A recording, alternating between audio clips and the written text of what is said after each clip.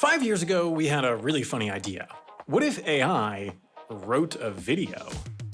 Now, I know that most of you watching weren't alive 5 years ago, but back then that was considered a funny idea. The barely literate robot tried to explain why planes are actually buffalo, and we all had a good laugh, and then 5 years passed, and now that same robot is in charge of the military. Needless to say, this AI stuff has been changing pretty quickly, but the big question on everyone's mind is still the same. When does it become people? Like, how intelligent does artificial intelligence have to get before it's as smart as us? And how do you even test for something like that? Well, it turns out there are lots of ways. Tests that look like this, and this, and this, and all of them test for human-like intelligence using vastly different methods. So let's look at the different leading tests and talk about how we know when it's actually time to make the robot start paying taxes. Now, the term you've probably heard thrown around is AGI, Artificial General Intelligence. And though it's gone by a lot of names, people have been developing tests for it since the 17th century. Descartes wrote one, Turing wrote one, nerds have been doing this forever.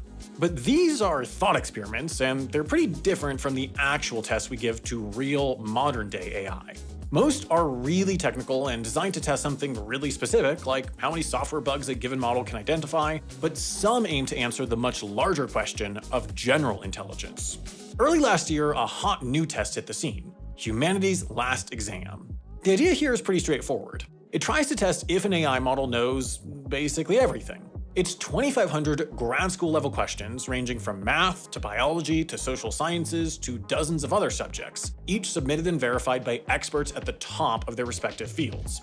Passing the test means you know how to categorize electrocyclizations, you can deconstruct a hummingbird skeleton, you can translate ancient Latin, you can name all the figures in ancient Greek mythology, and you know what all these symbols mean. Like, what the hell is that thing? 2 lines? I've never seen that thing in my life. Around the time this test came out, the big AI models were scoring around 8%, which is relatable and cute, but at the time of writing, they're now in the 35 to 50% range, which is unrelatable and creepy.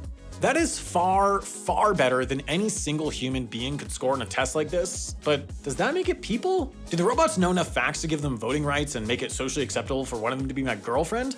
Unfortunately, probably not. This isn't really how human intelligence works, and I can show you exactly how. Take this question. Quote, a dead cat is placed in a box with a vial of poison that may or may not break. An hour later, is the cat alive or dead? Now, this is obviously a stupid question. The cat is dead. It's been dead the whole time. But pose that same question to GPT 5.5, which dominates in humanity's last exam, and it can't figure out if the cat is alive or dead. A real meat person with a real meat brain can simply read the question and think about what each individual word actually means, but AI models don't think with that kind of flexibility. GPT 5.5 has seen and read the classic Schrodinger's cat problem so many times that it will simply ignore the first mention of the cat being dead and match the pattern that it has been trained to match. These models have all sorts of weird, glaring problems like this. While most of them can do graduate-level calculus, they often miscount the number of R's in the word strawberry.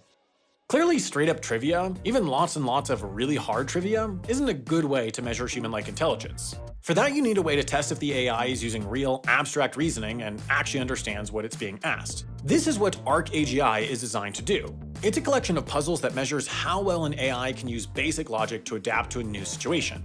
Here's what one of the puzzles looks like. You get shown a few examples of inputs, a few examples of outputs, and you have to figure out the secret rule that applies to all of them in order to complete the last example. See if you can figure it out. Pause the video and come back when you have the answer. Welcome back! If that took you more than 60 seconds, you should probably go to the hospital. For the human brain, this is barely a puzzle at all. Erase everything above the red line and fill in everything below. But for an AI, not so easy. About half the models that tried to solve this particular puzzle failed. The concept of above, the concept of below, the notion of 2 spaces being separated by a wall, all of that stuff is hardwired into our human brains. We use these concepts constantly to navigate the physical world and avoid falling off cliffs, but our brains are flexible enough to apply them to an abstract test. For an AI, this is all just statistical data, and not a lot of it. That doesn't mean it's impossible, but it does mean it might cost $20,000 worth of electricity to solve a problem a drunk toddler could do in 10 seconds. Now, when our new AI overlords do start outcompeting our society's drunkest toddlers, there's already a second hurdle in place: ArcAGI 2. This is a similar set of puzzles that work the same way, but more brain spicy. Like this one. The rule here is that the unclosed blue shapes remain empty, while closed blue shapes get a layer of green inside and a layer of red outside. It's still not that hard to figure out. Your toddler might have to sober up a little bit, but as of the time that I'm writing this video, no AI model in the world has ever gotten this right. Things like inside versus outside or open versus closed are just not concepts that they automatically understand. That's why they're allowed to do your taxes, but they're not allowed to be your girlfriend. That's the rule. The next step on the road to maybe sort of sentience is ArcAGI 3, which looks quite a bit different from the first two tests. The best way I can describe this test is that it's a bunch of really crappy video games with no instructions. In order to complete them, you not only have to play them, but you have to figure out how to play them. In this thrilling adventure, for example, you can move boxes around, and you're supposed to figure out that they need to get moved to the box zone. In later levels, this orange guy shows up and helps you move the boxes. Eventually, you have to rely on him to get the boxes in the box zone. You can't get there yourself. The plot is riveting. But mastering one game won't help in the others. In this one, you have to move platforms around to pour a pink substance in a hole. In this one, you have to complete a really boring maze.